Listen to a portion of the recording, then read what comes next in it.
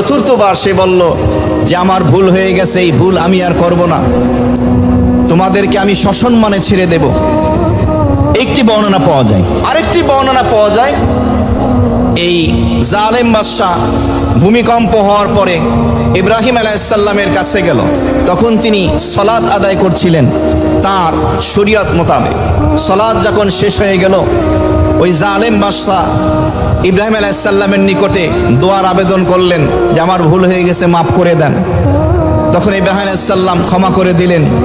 তখন ওই জালেম বাদশার এক কন্যা সন্তান ছিল, তাকে গিফট হিসাবে, উপহার হিসাবে এক বর্ণনায় ইব্রাহিম আলাইহিস সালামের নিকট, আর এক বর্ণনায় বিবি সারার নিকট দেওয়া হলো। বলা হলো হা আজরুকা, হা আজরুকি, যে এই যে আমার কন্যাটি, এই মেয়েটিকে আমি উপহার হিসাবে আপনাকে দিলাম। একটি বর্ণনা পাওয়া যায়। এখান থেকে শেষের কাপকে ফেলে দেওয়া হয়, জিমের সাকিনকে ফেলে দিয়ে জির দেওয়া হয়, এখান থেকে নাম হয়ে যায় হাজেরা, বিবি হাজেরা। আর এই হাজেরার গর্ভেই জন্মগ্রহণ করবেন হযরত ইসমাঈল আলাইহিস সালাতু ওয়াস সালাম। তো আরেক বর্ণনা মতে এই হাজেরা নামক যে কন্যাকে ওই জালেম বাদশা বিবি সারাকে দিয়েছিলেন তার খেদমতের জন্য, তিনি দিলেন। এরপরে তাদেরকে নিয়ে ইব্রাহিম আলাইহিস সালাতু ওয়াস সালাম সিরিয়ার উদ্দেশ্যে রওনা দিলেন। তখন পর্যন্ত ইব্রাহিম আলাইহিস সালাম এবং বিবি সারা তারা নিঃসন্তান ছিলেন, তাদের সন্তান হতো না। ইব্রাহিম আলাইহিস সালাম তখন রব্বুল আলামিনের কাছে দোয়া করলেন, রব্বি হাবলি মিনাস সালিহিন, রব্বি হাবলি মিনাস সালিহিন। হে আমার প্রতিপালক মহান আল্লাহ রাব্বুল আলামিন, আপনি আমাকে একটা নেককার সন্তান দান করেন। এই মেসেজের মাধ্যমে, ইব্রাহিম আলাইহিস সালামের এই দোয়ার মাধ্যমে বিশ্ববাসী একটা মেসেজ পায়, দোয়া করতে হবে কার কাছে? সন্তান দেওয়ার মালিক কে? আল্লাহ। অনেক সময় দাম্পত্য জীবনে আসার পরে স্বামী স্ত্রীর কোনো শারীরিক কারণে হয়তো সন্তান হচ্ছে না, কোনো সঙ্গত কারণ, ডাক্তারের মাধ্যমে, পরীক্ষার মাধ্যমে হয়তো ধরা পড়ে, কখনো পড়ে না। কিন্তু মনে রাখতে হবে সন্তান দেন আল্লাহ। এখানে কাউকে দোষারোপ না করা। আমাদের সমাজে আছে, কারো সন্তান না হলে কটূক্তি করে, আটকুরা বলে, বিভিন্ন রকমের মন্দ শব্দাবলীর মাধ্যমে তাকে কষ্ট দেয়। এটা গুনাহে কাবীরা, হারাম, জায়েজ নেই। কোন স্বামী, কোন স্ত্রী চায় না আমি নিঃসন্তান থাকি। পৃথিবীর বাদশাহীর থেকেও বড় বাদশা হলো ওই নারী, ওই পুরুষ যে বাবা এবং মা ডাক শোনার তৌফিক হয়েছে। আমরা তো এমনি সন্তান পেয়ে যাই, কোনো কষ্ট করতে হয় না, দোয়া লাগে না, ফ্রি ফ্রি পেয়ে যাই। যার কারণে আমাদের কাছে কদর নেই, মূল্যায়ন নেই। 10 বছর 20 বছর পরে যখন স্বামী স্ত্রী সন্তান পায়, বোঝে সন্তান কি জিনিস, কি আনন্দ, তখন তার অনুভব করে।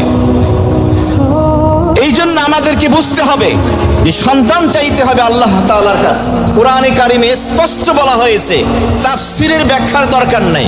আল্লাহ পাক বলেন, আমি সন্তান দান করি, যাকে ইচ্ছা আমি পুত্র সন্তান দান করি, যাকে ইচ্ছা আমি কন্যা সন্তান দান করি, যাকে ইচ্ছা আমি পুত্র এবং কন্যা উভয়টা দান করি, আবার যাকে ইচ্ছা আমি রব্বুল আলামিন নিঃসন্তান রেখে দেই। তাহলে আল্লাহ তাআলা তো জানিয়ে দিলেন ছেলে দেওয়ার ক্ষমতা কার? আল্লাহ। মেয়ে দেওয়ার ক্ষমতা কার? উভয়টা দেওয়ার ক্ষমতা কার? আবার চাইলে উভয়টাই দেবেন না, নিঃসন্তান রাখবেন কে? আল্লাহ। সুতরাং মনক্ষুণ্ণ না হওয়া, আল্লাহ পাক যে অবস্থায় রাখেন। অনেকে বলবেন সন্তান না হলে আমার বংশের বাতি তো নিভে যাবে।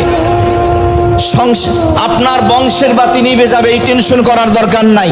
আপনার আখিরাত আপনি কামাইতে পারছেন কিনা, গুছিয়ে আনতে পেরেছেন কিনা, এটা হলো মূল বিষয়। এরপরও আপনার জন্য বাশারাত আছে, সুসংবাদ আছে।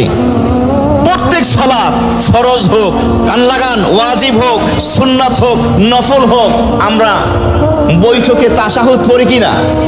আসসালামু আলাইনা ওয়া আলা ইবাদিল্লাহিস সালিহিন, দোয়া আছে কিনা? এখানে বলা হয় যত নেককার আল্লাহ পাকের বান্দা আছে সকল নেককার বান্দার উপরে আল্লাহ তাআলার পক্ষ থেকে শান্তি আর রহমত বর্ষিত হোক। সুবহানাল্লাহ। যদি আপনি নেককার হয়ে বাঁচতে পারেন, নেককার হয়ে মরতে পারেন, কবরে বসে বসেও আপনি সকল নামাজির তাশাহুদের ভিতরে আপনি রহমতের দোয়া লাভ করবেন। সুবহানাল্লাহ। মুমিন বান্দা নিঃসন্তান হয় না, নিঃসন্তান তো হয় কিন্তু বংশ কেটে যায় না। সে যদি মুমিন হয়, ইমানদার হয়, এরাই তো হলো তার বংশ, এরাই তো তাকে জীবিত রাখবে কিয়ামত পর্যন্ত। আমাদের নারী এবং পুরুষের, বিশেষ করে নারীদের একটি প্রবণতা হলো সন্তান না হলেই মাজারে চলে যায়, মাজারে গিয়ে সন্তান চায়।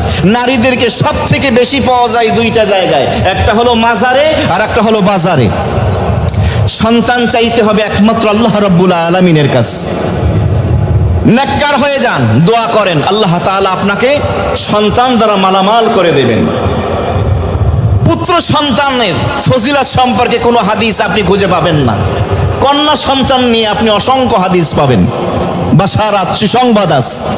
নবী বলেন কারো 3টা সন্তান নেককার যদি বানাতে পারে, যদি কন্যা সন্তান হয়, এর উপরে যদি সে সন্তুষ্ট থাকে, তাদেরকে সুন্দর আদব কায়দা শিক্ষা দেয়, ইসলামী কৃষ্টি কালচার শিষ্টাচার শিক্ষা দেয়, সৎপাত্রস্থ করে, আল্লাহর হাবিব বলেন ওই ব্যক্তি আমার সাথে জান্নাতে পাশাপাশি থাকবে। সুবহানাল্লাহ। 2 জন হলেও নবী বলেন আমার সাথে, 1 জন হলেও জান্নাতে সেই ব্যক্তি থাকবে কন্যা সন্তানের বদৌলতে। একজন বলল ইয়া রাসূলুল্লাহ, কারো কন্যা সন্তান নেই, একটা বোন আছে, বোনের সাথে ভালো আচরণ করে, তার সম্পর্কেও বলা হলো সেও জান্নাতে থাকবে। সুবহানাল্লাহ। আর এক বর্ণনা এসছে নবীজি বলেন কারো যদি 2টা কন্যা সন্তান থাকে, তাদের সাথে সে ভালো আচরণ করে, তাদেরকে বিবাহ দেওয়া পর্যন্ত তাদের প্রতি সন্তুষ্ট থাকে, তাহলে এই 2 কন্যা সন্তান ওই বাবা মাকে জান্নাতে প্রবেশ করাবে। সুবহানাল্লাহ। আরে কন্যা সন্তান মেয়ে তো হলো জান্নাতের টিকিট। আমরা তো খালি পোলা পোলা ছেলে নিয়েই পাগল, কিন্তু বংশের উপরে কালিমা লেপন করে দেয়, থাব্বা লাগিয়ে দেয় পুত্র সন্তান। বরঞ্চ কন্যা সন্তান আপনি মারা যাওয়ার পরে, বাবা মার মৃত্যুর পরে ওই কন্যা সারা জীবন কাঁদবে, হাত উঠাইয়া বলবে রাব্বির হামহুমা কামা রাব্বায়ানি সাগীরা।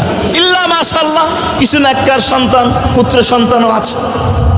যাই হোক, ইব্রাহিম আলাইহিস সালাম দোয়া করলেন রব্বি হাবলি মিনাস সালিহিন, হে আমার প্রতিপালক আল্লাহ আমাকে একটি নেককার সন্তান দান করে। আল্লাহ আমাদের সকলের পুত্র থাকুক কন্যা থাকুক সকলের সন্তানদেরকে নেককার হওয়ার তৌফিক দান করেন। পরবর্তীতে বিবাহের মাধ্যমে যে সন্তান আসবে তাদেরকেও নেককার হিসেবে কবুল করে বলি আমিন। নেককার সন্তানের একটা আলামত মনে রাখবেন, আপনি কি আপনার বাবা মার নেককার সন্তান কিনা তার কয়েকটা আলামত আছে। আমি অনেক আগেও এই জুমায় আলোচনা করেছি। একটা আলামত মনে রাখবেন, আপনি কি নেককার সন্তান কিনা বাবা মার, তার আলামত নিদর্শন হলো, প্রমাণ হলো যেই সন্তান প্রতিনিয়ত বাবা এবং মায়ের জন্য দোয়া করে, আল্লাহ রসুল বলে এই সন্তান হলো বাবা মার নেককার সন্তান। বলুন সুবহানাল্লাহ। 5 ওয়াক্ত নামাজ পড়ে, শুধু জুমায় নয়, বছরে একবার নয়, মৃত্যুবার্ষিকীতে নয়, প্রতি মুহূর্তে যখনই স্মরণ হবে বলবেন রব্বির হামহুমা কামা রাব্বায়ানি সাগীরা। ওলামায়ে কেরাম বুজুর্গানে দিন যারা আছে আদবের সাথে তাদের কাছে গিয়ে দোয়ার দরখাস্ত করবেন, হুজুর আমার বাবা নাই, আমার মা নাই, একটু দোয়া করবেন। নিজেও দোয়া করবেন, দোয়ার আবেদনও করবেন। করবো তো বলেন ইনশাআল্লাহ। বিবি সারা যখন বুঝতে পারলেন তিনি নিঃসন্তান, তার সন্তান হচ্ছে না, তখন তিনি যেই হাজেরা নামক ওই যে বাদশার কন্যাকে গিফট হিসাবে, উপঢৌকন হিসাবে পেয়েছিলেন, ইব্রাহিম আলাইহিস সালামের কাছে পেশ করলেন যে আমি আপনার খেদমতে পেশ করলাম। ইব্রাহিম আলাইহিস সালাতু ওয়াস সালাম বিবি হাজেরাকে প্রণয় সূত্রে আবদ্ধ করে নিলেন, অর্থাৎ বিবাহ বন্ধনে আবদ্ধ হলেন। এখন ইব্রাহিম আলাইহিস সালামের বিবি স্ত্রী কয়জন? একজন সারা, আর পরবর্তী হলো বিবি হাজেরা। ইব্রাহিম আলাইহিস সালাম যখন দোয়া করলেন রব্বি হাবলি মিনাস সালিহিন, ও আমার প্রতিপালক আমাকে একটি নেককার সন্তান দান করেন। আজকে আমরা সন্তান হওয়ার আগে প্রিপারেশন নেই, প্রস্তুতি নেই।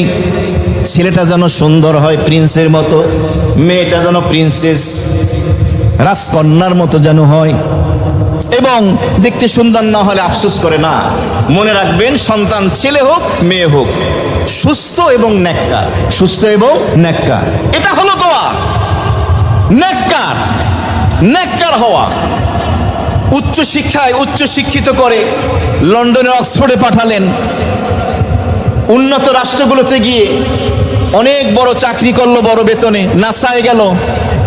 এটা আমার দেখার উদ্দেশ্য না, বরং আমার সন্তান দেশের ভূখণ্ডে থাকুক বা যেখানেই থাকুক সে যেন নেককার হয়, এটা হলো উদ্দেশ্য। দুনিয়ার বৈষয়িক শিক্ষায় শিক্ষিত হোক, কোনো সমস্যা নেই, কিন্তু তাকে নেক